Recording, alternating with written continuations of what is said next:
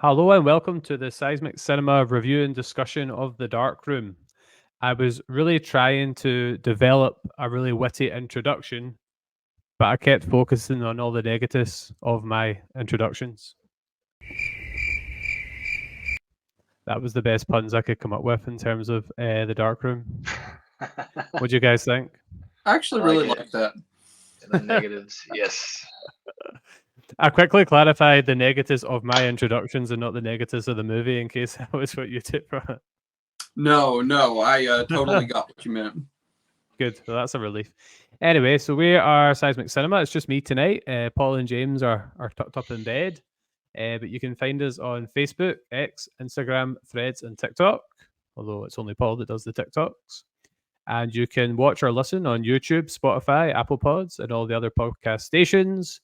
If you want to help James, who is our newest member of Seismic Cinema, buy a microphone, then you can do it at that link. And just before we introduce our guests, we are part of the PodPack Collective, which features a range of names, including Chat Tsunami, Cast and Views, Review It Yourself, Two Girls, One Reusable Cup, Nerdstalgic Podcast, Stop, Drop and Roll, and the Newbies Weird Horizon. So make sure you check out all those podcasts as well. So I'm delighted to be joined by two out of the three expected guests. So unfortunately, Shane won't be joining us, but we'll hopefully catch up with him at some point. But we do have the what's the I don't have a do you have like a term for your bromance? We're the undead duo. Yes, you are. Yes. I'm actually in the Facebook group, so I should have got that one. So we have Kenny Scott Guffey and we have Jake as well. So Jake's so cool he only has to go by one name. Right. Right, guys, thanks for joining us or joining me. Thank you for having us back. Actually, we enjoyed it the first time, so thank you for having us back. Yeah. So for anyone who's not aware, you came on. I think it was around about the same time last year. Yeah, think so. Yeah. And we talked about the Night of the Undead. So you should all go back and check out that podcast and the movie as well. So Kenny, we'll start with you. Do you want to just introduce yourself to people kind of meeting you for the first time? Oh, cool. Okay, so yeah, as the Skinwalker said, I am Kenny Scott, and I am a writer, filmmaker, girl dad, cleft awareness advocate. You know, probably what is that expression? Jack of all trades, master of none. That would be me. So I'll pass it on to Jake. I don't know how that one's going to be hard to top. But for anybody watching, I'm Jake. I'm an actor and a filmmaker and a director. Most of the work I've done, you can see behind Kenny there in his little screen. It's like rotating. That's all the films that he and I have done together. And we've kind of created a small cinematic universe. Night of the Undead, most recent feature, The Dark Room, and we have some new upcoming works that hopefully we'll be able to talk a little bit about when we get further into this. For sure. Yeah, I'd be delighted to hear about them at the end, leading into hopefully a future installment. So obviously we're talking about the Dark Room today, which I was saying to you, I checked out this morning, and I just wanted to kind of start off by talking about the conception, because I'm sure you mentioned this back when we talked about the Night of the Undead, and you sent the trailer round about that time as well. So where did the kind of initial idea and discussion come from? That could be either of you wants to answer. Well, I just want to say I always had, when I was a kid, my mom would go to Walmart and get photos developed. And because that was what you did back then. We didn't have like the, digital anything like that. And it always like crossed my mind, like what would happen if the person developing the photos like saw something like really sinister, like while they were developing the photos. Just something that they weren't really sure of. And that's kind of where the idea came from. And then Jake kind of took it from there and turned it into what it became. You want to talk about it a little bit, Jake? Well, I think what Kenny Scott, he kind of came up with the idea. We've been talking about doing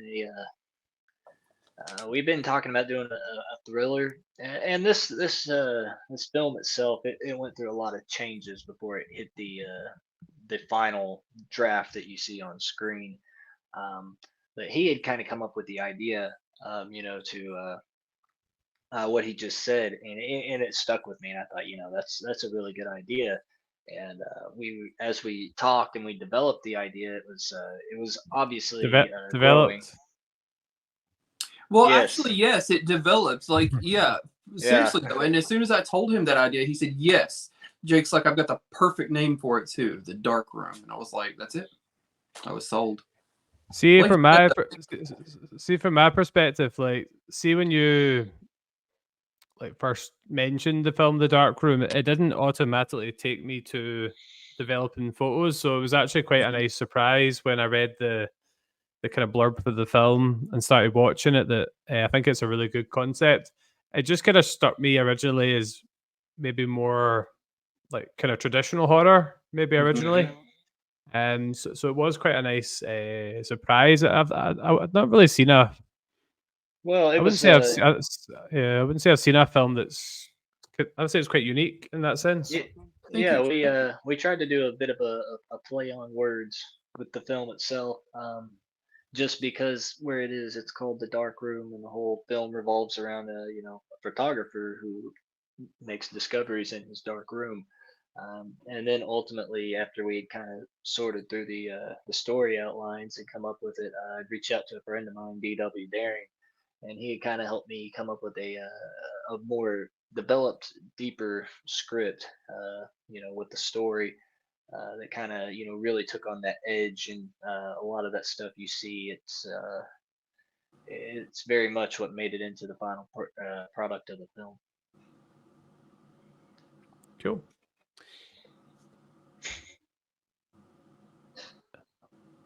Well, do you have any? Do you want to hear? How do you want to do it? Do you want to hear my thoughts, or you got any particular questions you want to ask about? No. We want to.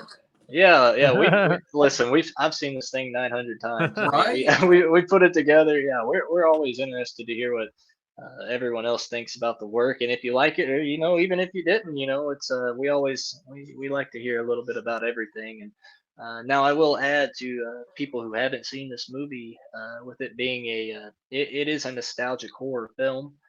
As you had mentioned, sort of a nostalgic play on words as The Dark Room. The whole film, we tried to go very almost Tarantino style. One of my favorite films that he does called Death Proof, and they had the grindhouse stuff. And then we had recently, our distributor who released this film had released another film that kind of we really played into the look of the film as almost being analog horror, but it's the whole film is shot as if you're seeing it through an older camera that has physical film, with the grain running through the screen, and you catch the glitches, and there's that slight crackle throughout the whole film. So it's really an homage to more of those films that were in the late 60s, early 70s era of horror. That was interesting because that was something I noted down, that there was actually wrote down.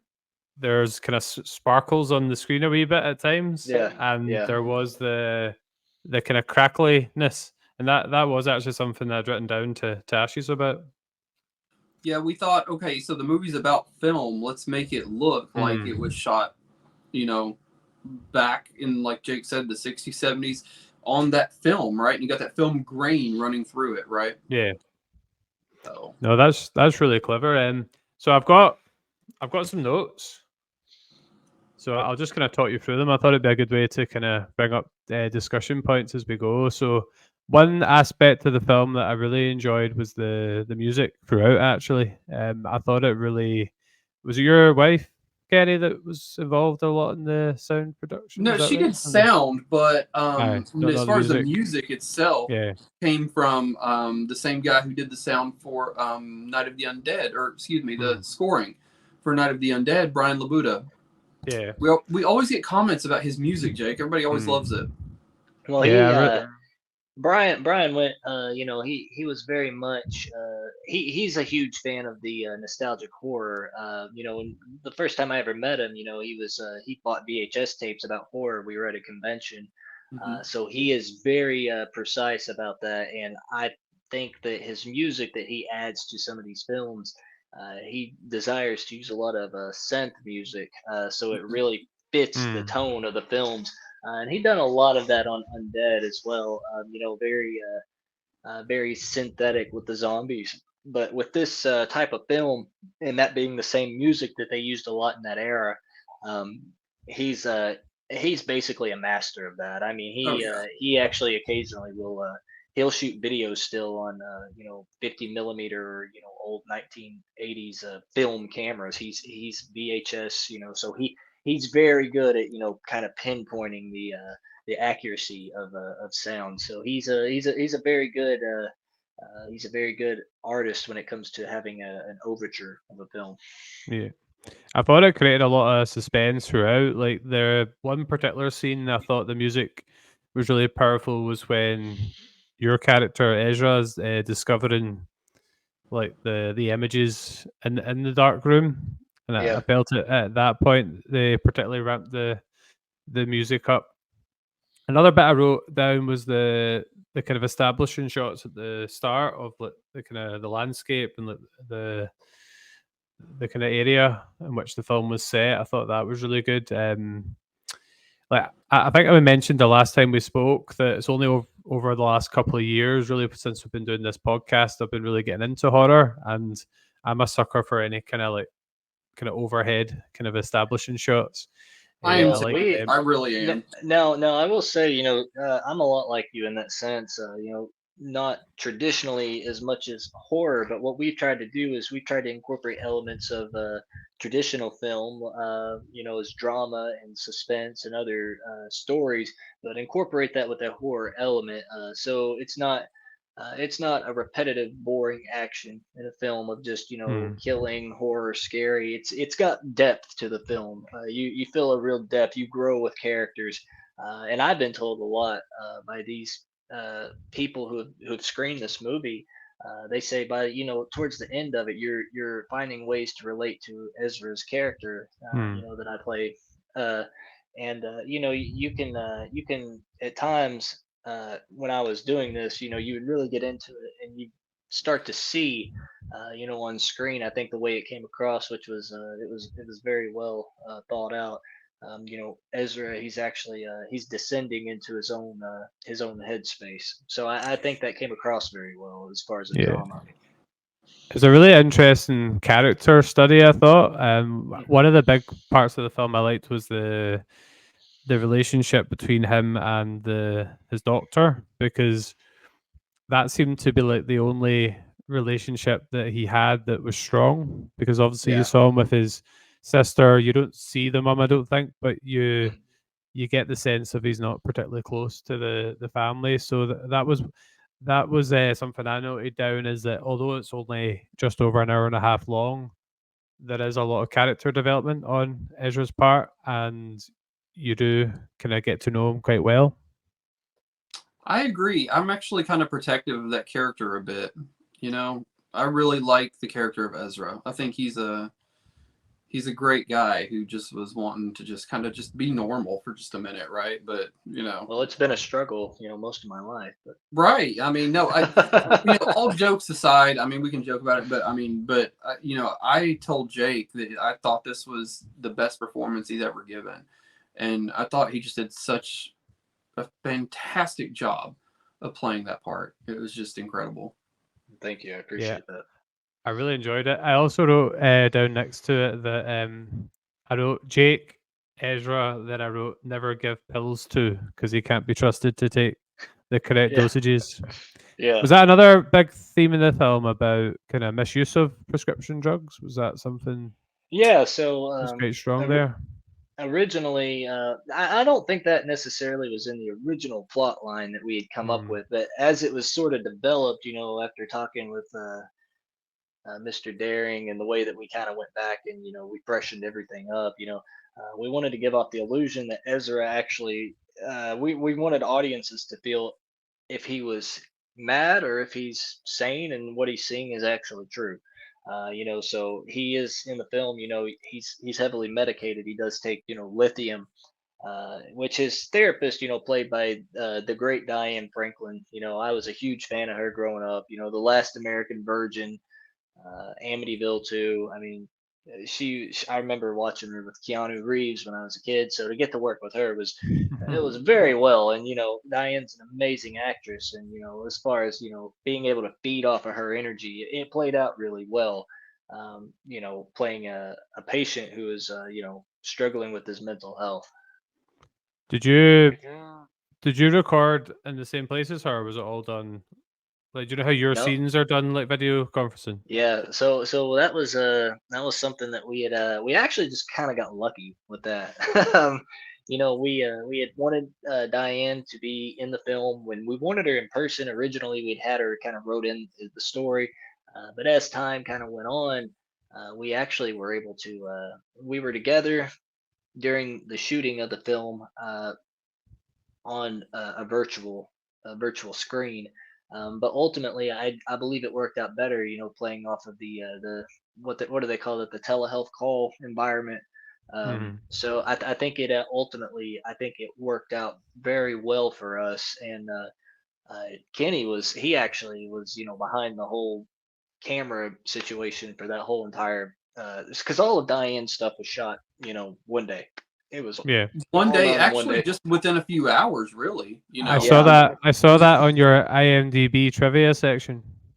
Yeah, Mm, so well, and Shane Thompson, all of his stuff was shot in a single day. it was. He's got quite a lot of scenes as well. Oh He's yeah, yeah. for sure. And I want to say too, going back to the telehealth thing, in the script, it's like Jake said, in the script, he's like in her office and paying her these visits and whatnot. But I really think that the telehealth like calls really kind of drove home that isolation that Mhm. Ezra has. Like you said, he's got a strong relationship with nobody except his doctor, and even she's behind a screen, you know? So So, so did you say that the Doctor was that always Diane Franklin in your mind? Like, was the part written with her in mind, or did that come afterwards? we knew we wanted her in the movie. We weren't sure what part. I think at one point we had her as instead of the sister, we had the mother paying him a visit, and the mother was Diane Mhm. Franklin. Um, but once it didn't work out with getting everything the way that we wanted it to, as it tends to do sometimes when you're making a film, we reworked it and we reworked her as the therapist and into those telehealth scenes. And it works for the film so much better Mm. than what we had in mind. And I've found that a lot of times, not just film, but if you're writing a book or you're painting a picture, it'll take on a life of its own and it'll tell you where it needs to go. you know Yeah. Yeah, No, for sure. I agree. I think it worked well. Like, no offense to Jake, but Ezra was quite a loner. So, like, as you Oh say, yeah. Oh yeah, it worked great. Yeah, it worked great. And what? the supporting characters in the film, those are honestly, to me, those are the real. Mm. That's the meat of the film. Those are the real characters that kind of make the film. Ezra's one man, but it's the all the other characters, such as Shane Thompson's character, the seductive mistress, Kayla's character, Diane Franklin's character, all the other characters. They're a reflection of Ezra, Mm. in they are. some fashion. So they are the ones that really kind of make the film come to life. Ezra's just he's the backdrop of the whole thing. He's been so modest. Oh no, But he Do I is hear right Matt? though. I mean, Do, there's such a strong supporting cast in that film. oh, It's very much so. do- And honestly, when we were shooting the film, that was personally that was actually one of my concerns was everyone else. I almost was like, man, they need more screen time, because when you go back and watch the final, it's very strong. Especially everything down to even the character Jeremy Boggs plays of the Reverend.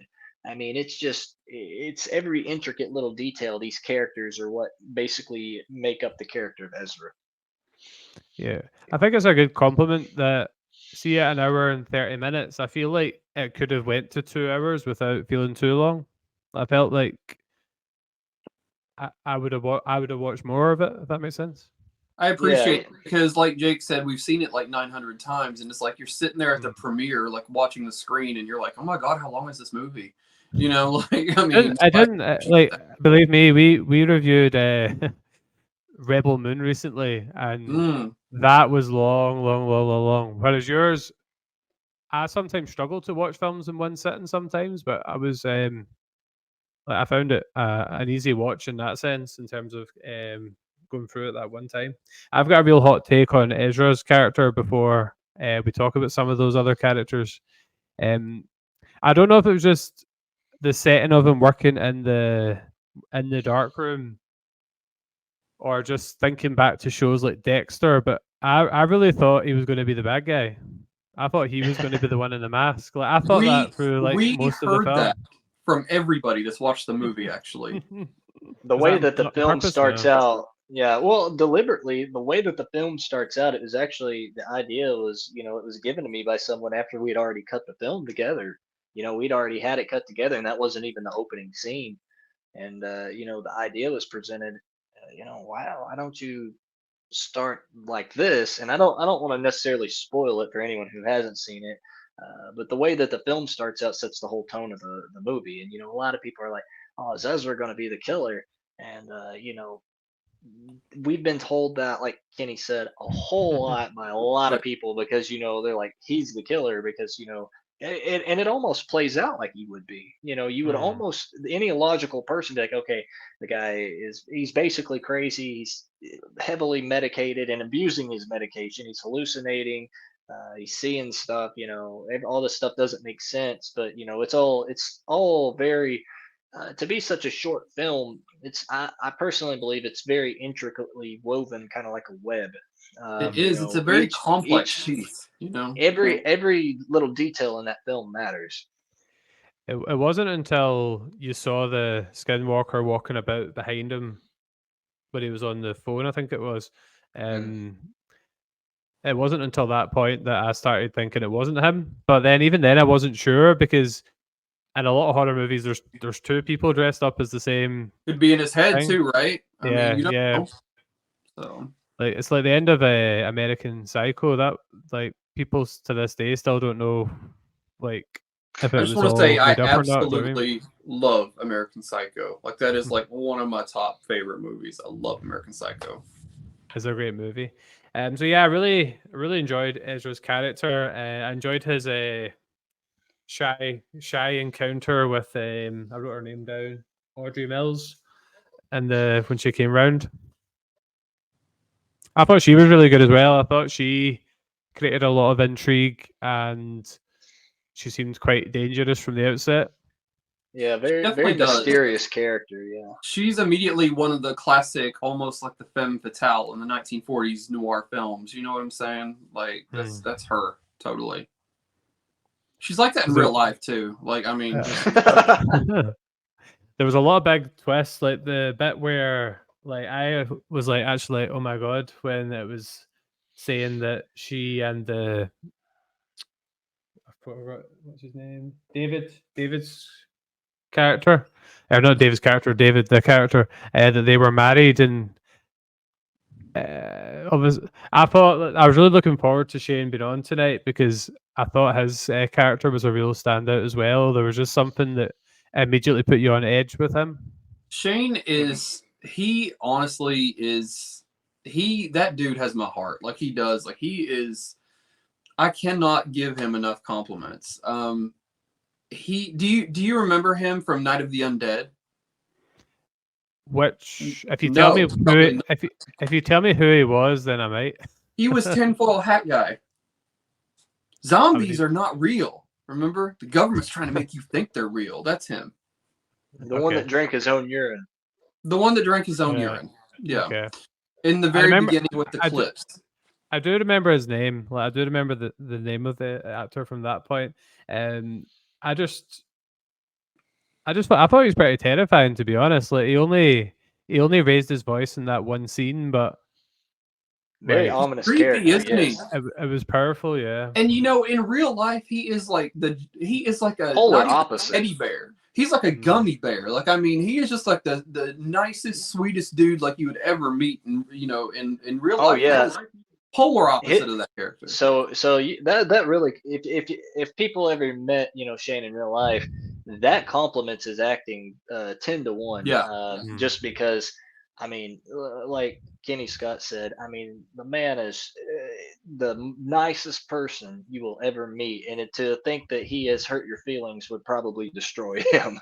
I mean, he loves kids. When we were shooting, he brought gifts to Kenny Scott's little girl. He's not what you see in the film. And on film he's just very, when he walks on screen from the very second, he almost commands a sinister vibe. He's menacing, isn't he?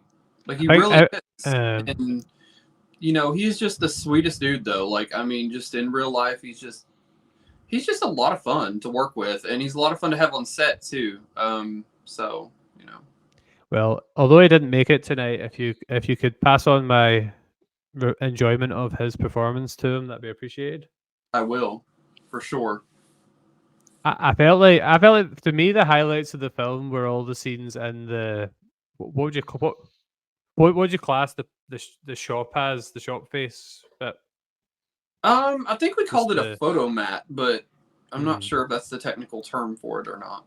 Yeah, I felt all those scenes were good. So obviously you had the scenes where Audrey came in the first time, and then David came in, but then you had all the repeat visits as well. And I felt each time he came back as the mystery was unfolding, it kind of ramped up Did the you tension. notice every time he comes back? And I told Jake, like when he was doing the editing, I said every time that he comes in, we should make it just a little bit darker, tonally, like, and make the actual picture quality darker.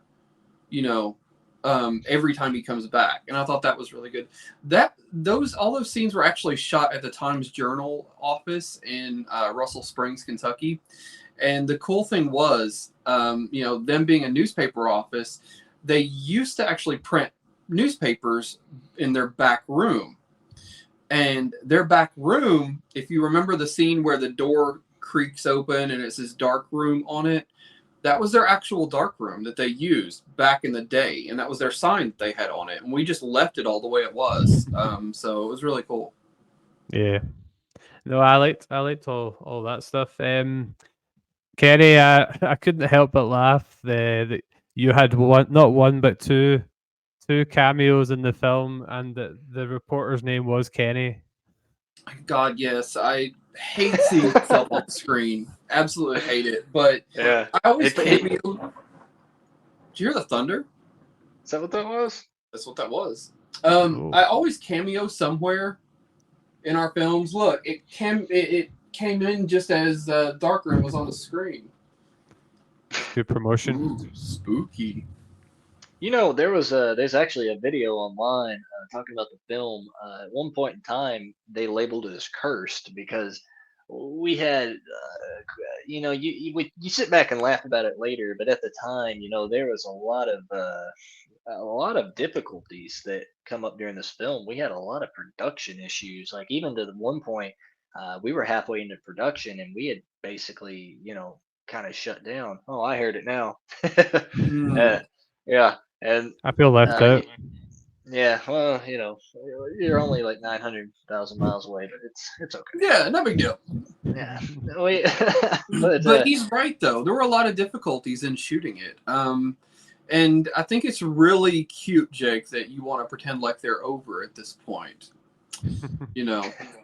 Oh, there's always difficulties. I mean, I just wanted to say, like, last week or week before, we got an email from the distributor, and there was a comment that was made that apparently there's an image that repeats like every 10 frames per second throughout the movie.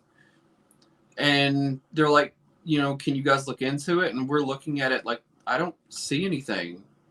I didn't see anything. Jake didn't see anything, but apparently somebody saw there's an image. It repeats. And I'm like, that's the freaking creepiest thing I've ever heard in my life. And what was the image? Dude, I never saw it. We don't know. Did you see it, Jake?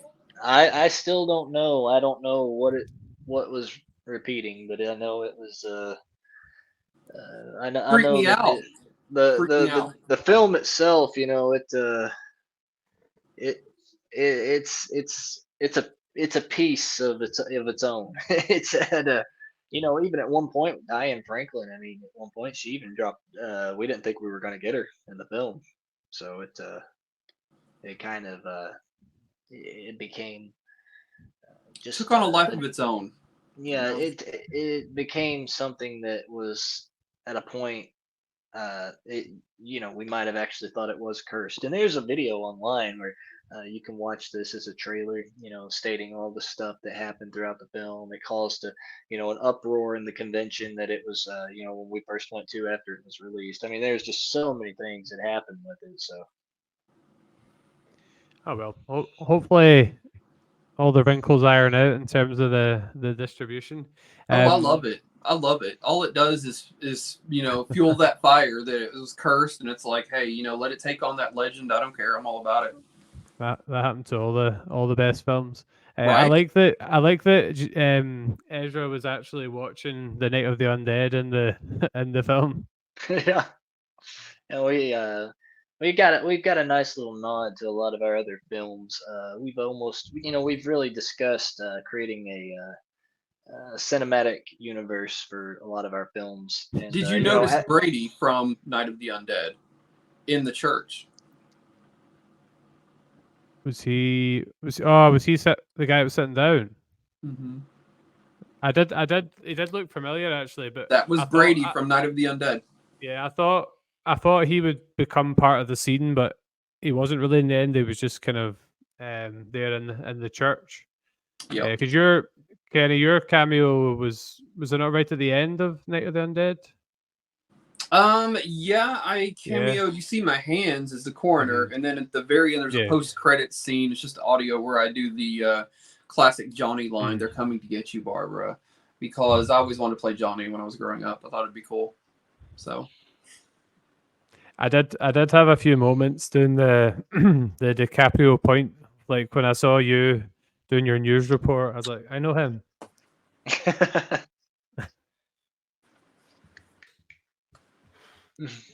Right. I'm going to go back to my notes to see what else I noted down. I like the sense of intrigue at the start.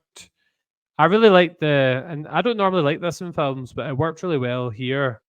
I like the lack of dialogue in the first kind of 5 minutes. Like there wasn't really any dialogue in the first kind of 5 minutes. It was all just the music and the kind of establishing shots. That was also something? Tell me a wee bit about the kind of feel you wanted to create with the kind of intro and the music. I'll let Jake handle that one. What do you think, Jake?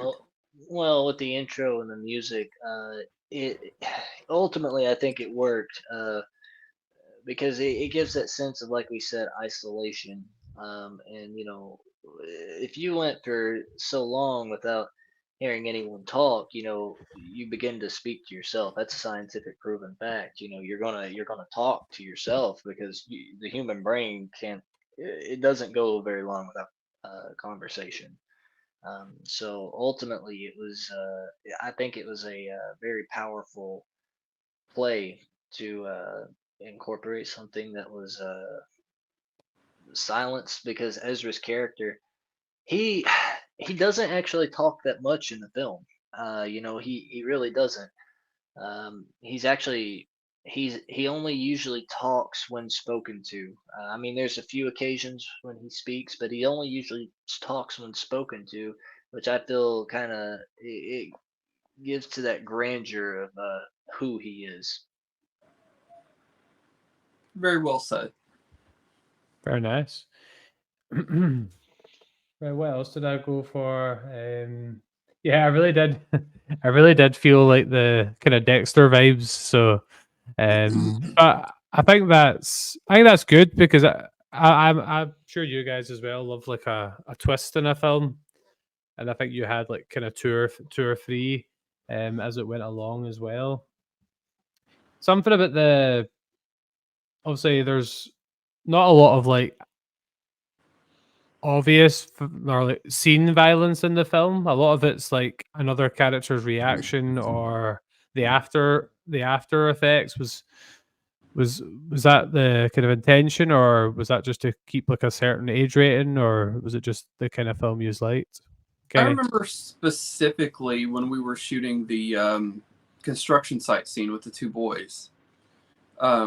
We had discussed how in Psycho, there's every cut is a cut. And we're like, okay, he should stab him, but not actually see him stab him, but we should douse the other kid in blood, right? So when he stabs him, we cut to black, and you think that's going to be the end of it. But then it comes back, and he gets doused in all the blood and everything. And I really like that because it's not overly gory at all, but yet it still left an impact. And it still causes a jump, too, from the audience because, the character stabbed, they jump, but it cuts to black. And then it comes back, and he's screaming, and they jump again, and he, gets covered. So, I feel like that type of scare, jump scare in a film is more effective than gore, and I've just kind of always felt that way. Because your imagination is far more terrifying, right? Absolutely. And Kenny brings up an excellent point here. I mean, excellent point. If you look at modern day horror films, and there's some I could give names to, but I won't just because it's an overall. In modern day horror films, they play gore as horror, and you're just watching more gore than anything. Well, films, you can have a lot of gore, but that doesn't make it horror, or it doesn't make it scary. What makes something scary is like what he said, your imagination creates things. It creates things that aren't always there. So you can have a really scary film, and a really good film example of this would be the first Halloween movie, 1978. You can have a really scary film without so much red stuff. I mean, and that is true horror. That is true, fear that is played out. Because if you're just having gore and blood and guts and all the nasty stuff, I mean, it becomes to a point to where it's not an enjoyable film, and it gets kind of boring. And that's what I think we really captivated on, as far as the Night of the Undead. We got a lot of compliments, a lot of hate too, but ultimately, we didn't see just repetitive killing of zombies over and over and blood. I mean, there's a story behind it, because it doesn't really matter if there's no story. And I didn't mean to interrupt you there, Kenny Scott, but you brought up, yeah, he brought up a very excellent point. In modern day horror, if you look at that, you'll find that it's often past gore for horror versus story to let the viewer's imagination. It doesn't even have to be horror, as much as I consider this film more of a suspense thriller than I would just full horror. Yeah, I have nothing to add to that. That was perfect. basically less is more. Well, it can be, and the same way with Ezra's character. And I gotta give a lot of credit to Kenny Scott here, because he did help encourage on how to play that, because he said Ezra should be descending into madness as he goes.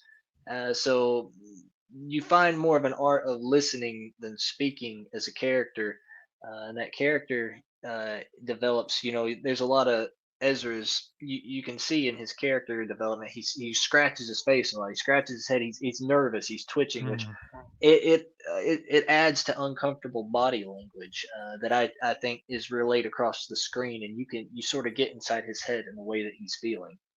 That's how I felt when I was watching it. Itchy and stressed. Can we talk a bit about the? Sorry, there are spoilers for the Dark Room for people listening. Sure. Probably should have said that at the start. I want to talk a bit about the end of the film, because you obviously find out that who you thought was the Reverend isn't the Reverend. So, are you able to tell any more about who we thought was David Folks. Yeah, yeah. It's like, So is there a backstory into how he then pretended to be, or where he comes from, and the fake marriage? Is there more to that, or? yeah, so I will go ahead and I'll say, if you've not seen the film, this would be a good time for you to stop listening, go watch the film, then come back and listen. Because, like I said before, details are very intricate to this film. But I'll let Kenny kind of take over that. I've rambled on enough, but he's got a lot of he could I probably feel tell like you I've even better rambled. than I. We're all rambling. It's fine. But no, like as far as with David, who we find out is Donnie. His name is Donnie, and Yeah. he works as a janitor at the church. That's right. Yeah.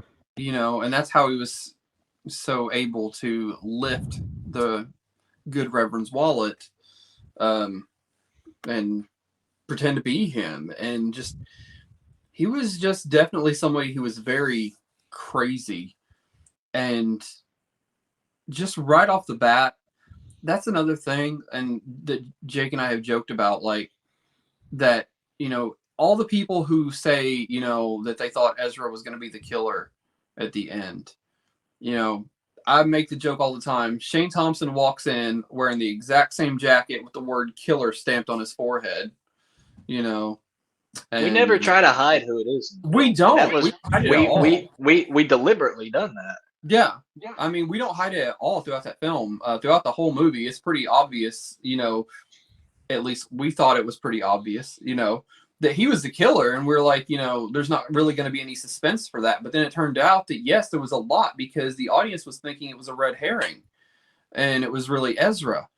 It's maybe because he's not in it at the very start. Like, I don't know when his first appearance is, but it's maybe like, I don't know, 20 minutes in, or maybe more than that. The audience thought it was, a red herring, and they, they totally didn't buy what we were putting in front of them, and I love that so much.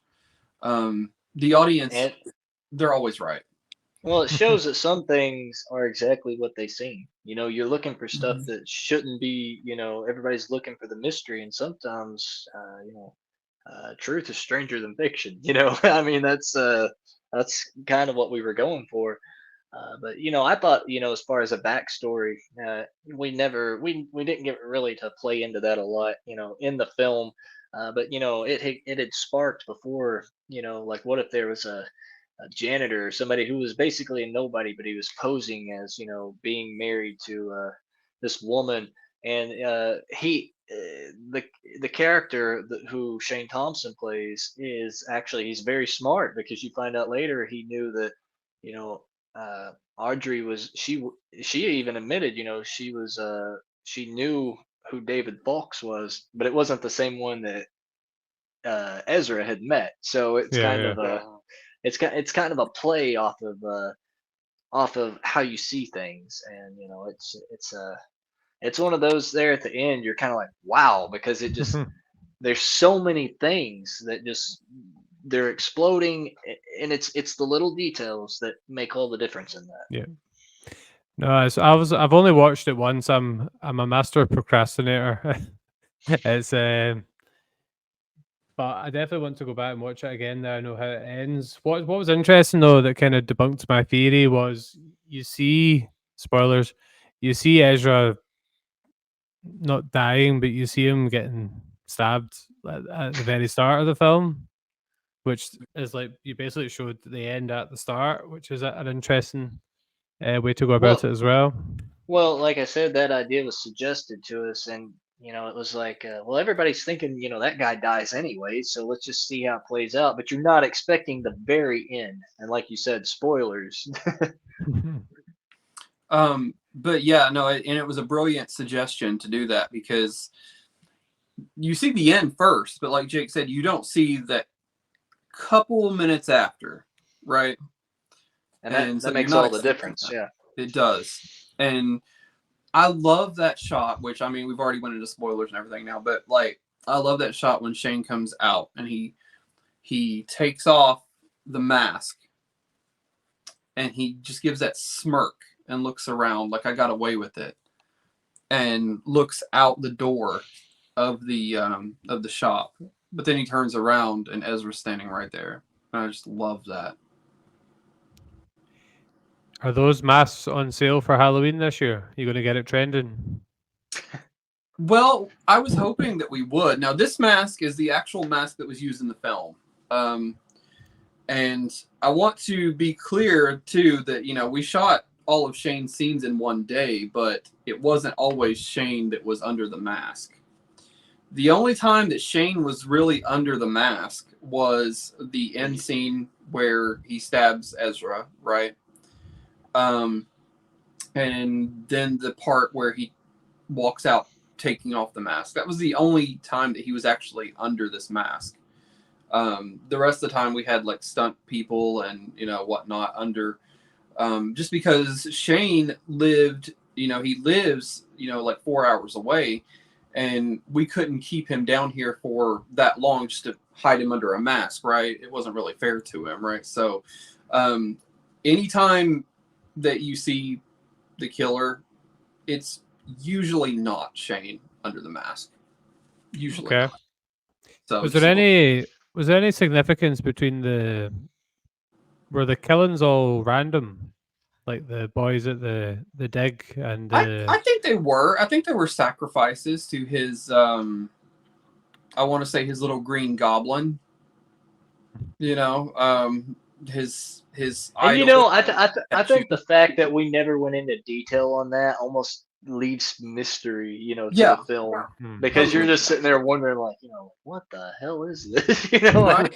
Hey, he's we didn't explain it, so it almost gives off a creep vibe. Yeah. Because let's be honest, human nature is to fear what you don't know. You always Absolutely. fear what you don't understand. And so when you kind of lead that into that, it's also playing as like it's a false religious, scheme that his character is playing.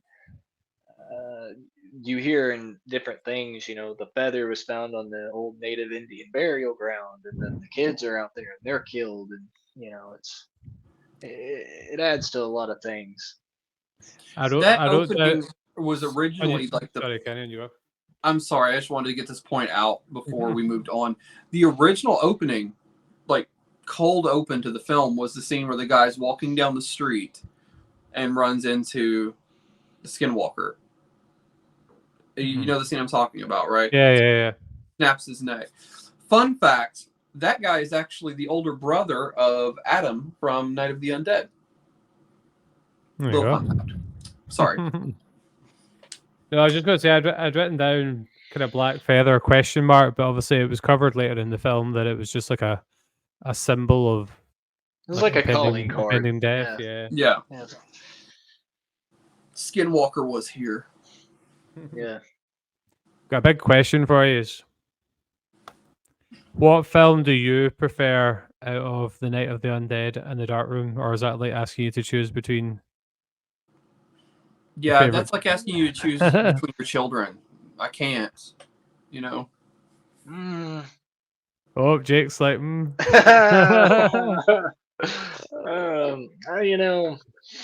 You don't have to answer, by the. Yeah, I don't think I will. I don't think I will, but I'm gonna let that speculate for a few years. There you go. I might answer it in a few years. It grows. Each one grows on you a little differently. He's definitely. I don't know if it's recency bias, possibly, but I think I preferred The Dark Room personally. We heard that a lot. A lot of people did, and it's a film that I am very proud of. I am tremendously proud of it. I think I just like when I was thinking of coming on with you guys. Obviously, I'm just a teacher who does podcasts once a week for fun, but you guys actually go out there and make movies, which is incredible. It's not something I can ever imagine myself doing. A lot of people say that, and It'll be different when you're doing it, I suppose. Well, it's more along the lines. We talk about this a lot. Kenny and I. It's just the fact of if there's a story you want to do and there's something you want to do, the only thing that kind of stands in your way of doing it is you. And if there's a lot of people they limit themselves to budget. I don't have the means, the money, whatever. If you can make a movie, make it. I mean, you would probably actually like be amazed if I told you the budgetary restrictions behind Night of the Undead. But we still made the movie, and ultimately that film, it grossed more than the whole thing was worth. I mean, so it's just all the fact of it just comes down to how bad you want it, and I truly believe that it's a lot of people are like, oh man, you guys make movies, it's who you are, and it's we're no different than anybody else. We get up and we work the same as everybody else. It's just the fact of if you got a good story to tell, you should tell it, because if there's something you want to do, you should do it. And life is it's very short to not do that. You need the skills as well, though. I suppose the editing skills, the camera skills, all that kind of stuff. I mean, well, I say that, but you would be surprised at how minimal it takes. Now, I'm not taking away from anybody's skills, from the actors, the directors of photography, and even the editing. And I do most of my own editing on a lot of these films. I do a lot of the editing, but that goes back to just it determines how bad you want to do it, because if you want to do it bad enough, those things they come natural. You kind of learn as you go, Mm. and as you have a good team, that's a real solid thing, is to your team that's making the film, like such as Kenny and I, we directed the film together. We put our heads together on how it was going to look, editing, Brian Labuta's music, the directors of photography, and everybody kind of works as a solid team, and the whole thing just kind of fits together like a puzzle. Real team effort then. Oh yeah, for What sure. what, It's what, I was, what I was interested in was you see it a lot in kind of the movie industry, is like people directing and acting. Like, was that Mhm. how do you kind of strike the balance there when you've obviously got the two hats on? Well, as and me, where I play more of a lead in this, for me personally, Night of the Undead, I felt was it was a lot easier for me to take a step back and direct, because I could focus on more things that needed to be done in the film. As whereas on this one, when you're acting, you kind of got to leave a lot of it in the hands of your partner or your co-director. With like Kenny Scott, some of this stuff I just kind of I had to be like, hey man, I think this is what we should do, and I had to step back and kind of let him, brainwave it. So it helps to have a good team, a good partner. But ultimately, I usually, for me myself, I'm usually not. I've kind of got to the place.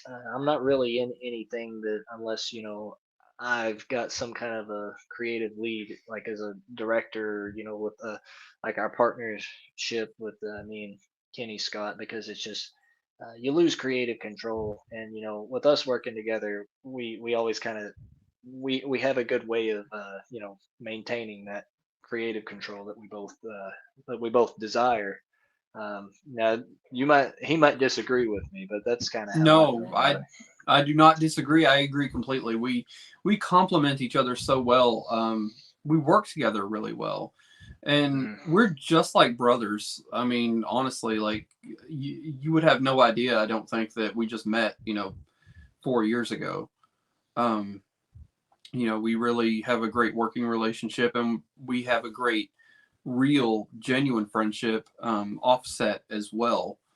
Um, I mean, I can't tell you. Usually, if something happens, something good, something bad, he's like the first person I text. Mm. Um, he's the first person I text. I would say every single morning when I wake up. He is like first thing is like checking on Jake, right? So I think that helps too.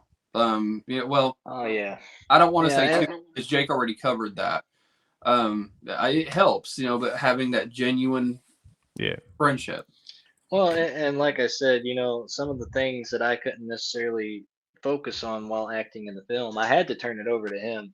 And, ultimately, I think, he does a phenomenal job of, complementing the directorial skills. So it's very good to have someone who's like-minded with you to kind of incorporate those ideas to your film. No, I really enjoy hearing about your friendship and seeing it on social media as well. We are kind of tagging each other in posts. It's true though, like when we do the podcast, like Paul, who you've met, is like my best friend since we were kids. But James has joined us recently. He did teacher training with me, but we kind of reconnected through him watching our podcast and then coming on as a guest. And now he's on a lot. But we've got a group chat, and as you say, we talk every day on it, and it's became a real part of the week is having the discussions and doing the recordings. It's something that I would really struggle to not have in my life now, I must admit. Right. I mean, I feel Oh, the yeah. same. Yeah. Yeah. This got very deep. But anyway, Kenny. So we've talked through the film. What I'd like to hear now is, well, for people listening, is where can they check this out now? Where can they check this out in the future? And what's the plan in terms of kind of rolling it out? If they're hearing this, like, what, a week from when we're recording or so, A few days, aye. few days, at least at the end of February, it should be free with ads on all the major streaming platforms like Vudu, which is going to something else now. But anyway, Vudu, Tubi, Plex, as well. It's available to It's check available out now on Hoopla. Amazon. Well, it's available now on Amazon if you want to check it out on Prime Video, or I Mhm. believe on Amazon and a few other retailers. You can get the physical copy on a Yeah. Blu-ray disc, and it's got some pretty cool features on there as well. Um, Blu-rays.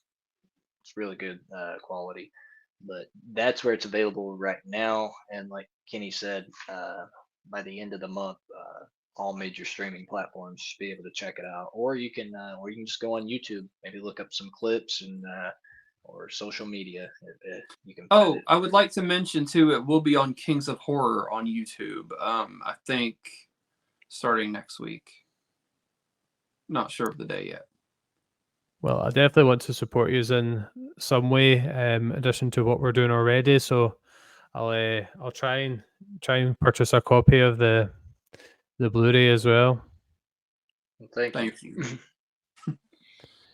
No, I've really enjoyed having the discussion and keeping the relationship going. It was a really interesting one because it was you. We're just a really small movie podcast, but Kenny, it was yourself that reached out to us last year before the Night of the Undead.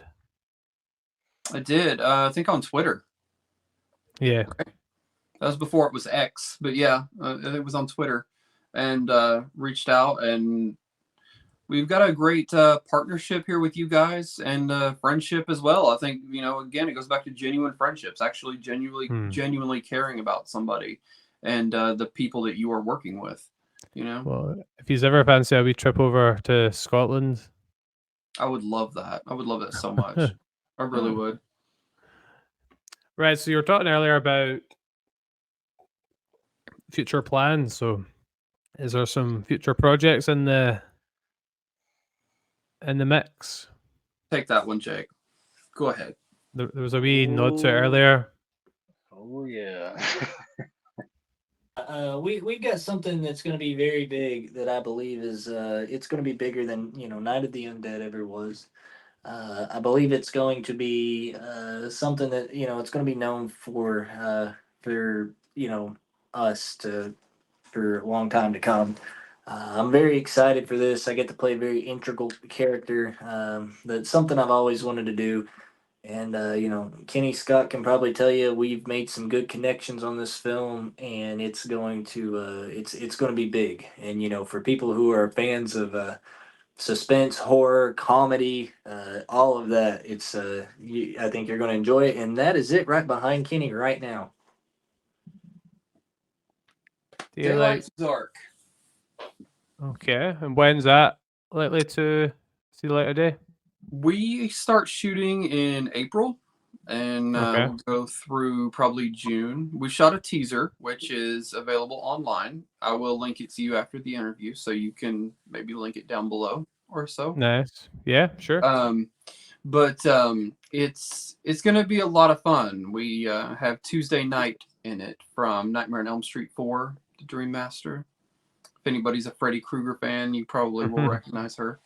But yeah, she's in it, and not only her, but our screenwriter is Roland Jewett, formerly Roland Jarrett, who wrote American Vampire. He has done phenomenal things in the industry. Like this film, it has, like Jake said, we've just got so many connections with this film.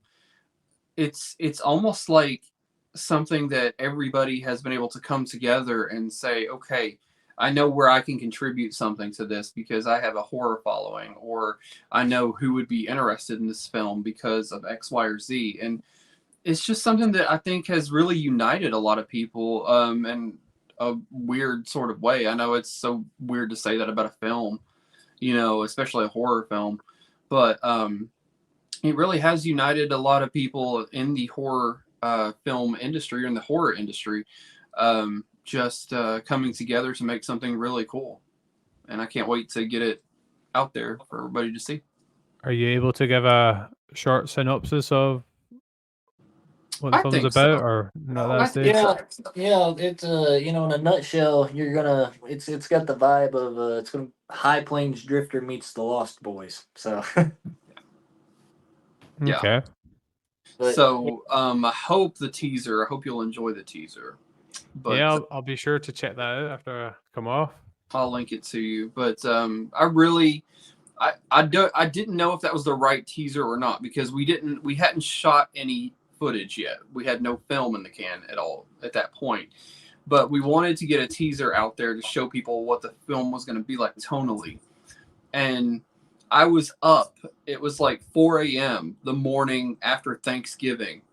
And I'd written the teaser. I'd written it on my phone.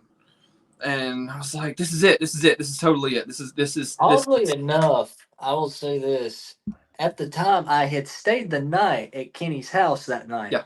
Mm-hmm. So I'm asleep on his couch at 4 a.m. I'm asleep. He comes running in there in like his underwear or something. He's like, dude, wake up. I've got it. And I was like, whoa, hey, what's going on? And he rolls out with this teaser, and I was like, that's it. And he's like, okay. He's like, wait a minute. That's asleep. He's like, I need coffee. I'm like, no, you don't. It's 4 o'clock. He's like, what the hell are you doing? I'm like, listen to me. Listen, this is it, So I didn't know if it even made any sense, because I was just like in that zone, when I wrote it. And so, but I'm very pleased with how it turned out. Very proud of it. Well, if you need a Scottish podcaster to make a video conference appearance in the film, then you know where I am. Well, we do have this as well. We are giving out opportunities for people to actually get involved in the movie. For artists who want to do have their work shown, or even be in the film, we are releasing certain.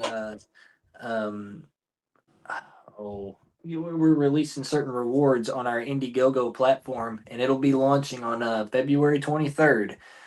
So if you go on Indiegogo, you can search our Daylight to Dark, and there are going to be a lot of things that people can actually choose, because we're wanting to involve, we want to involve the little guys, people who want opportunities.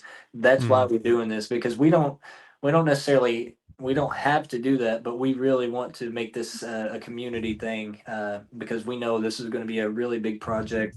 And we want to help as many artists as we can. We've got music in this thing, covers from Ice Nine Kills, or I believe that's it, isn't it? No, Nine Inch Nails. Nine Inch Nails. Yeah. We've got an individual who's in this. She's done work for Warner Brothers. She's done work for Ice Nine Kills.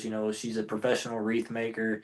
we're involving horror conventions in this to be shot in the film. I mean, it's going to be a big project. So I think if anybody wants to be involved in that, should definitely go check that out. That's the best place to get a hold of it, and that's the best place to if you want to be involved to do something, is go check out our Indiegogo page, because we'll have perks you can go on there and claim, and you will get to be in the film, even if it's showing your likeness or image in there. You're going to get to be a part of something that's going to be really, really cool, and I think it's going to be known for years to come.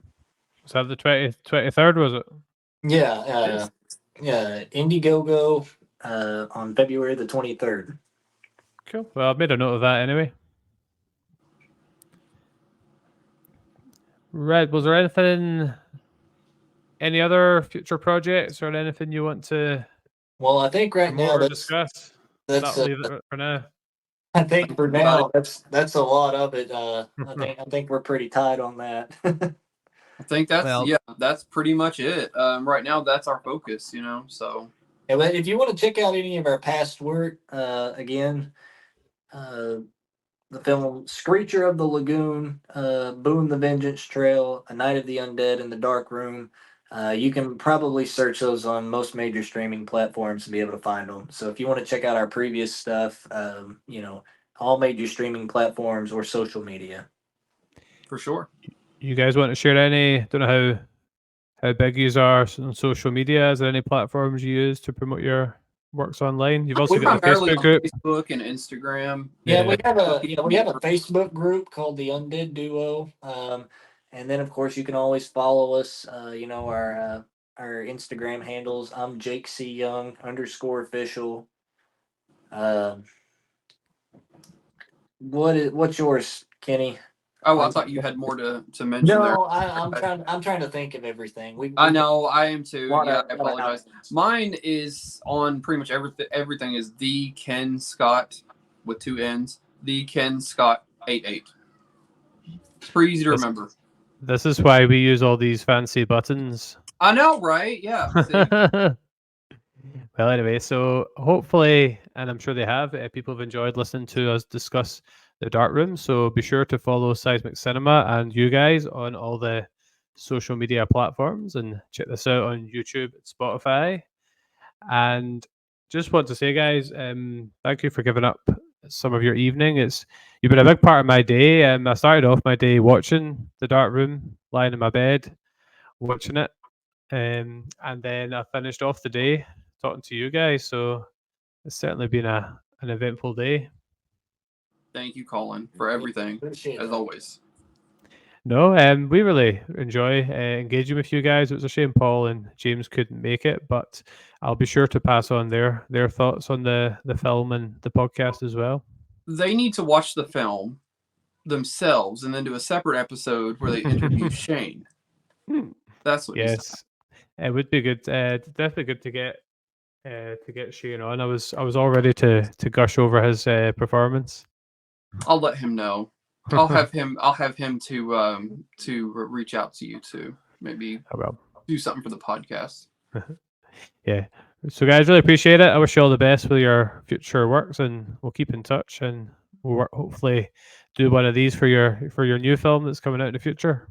Can't wait.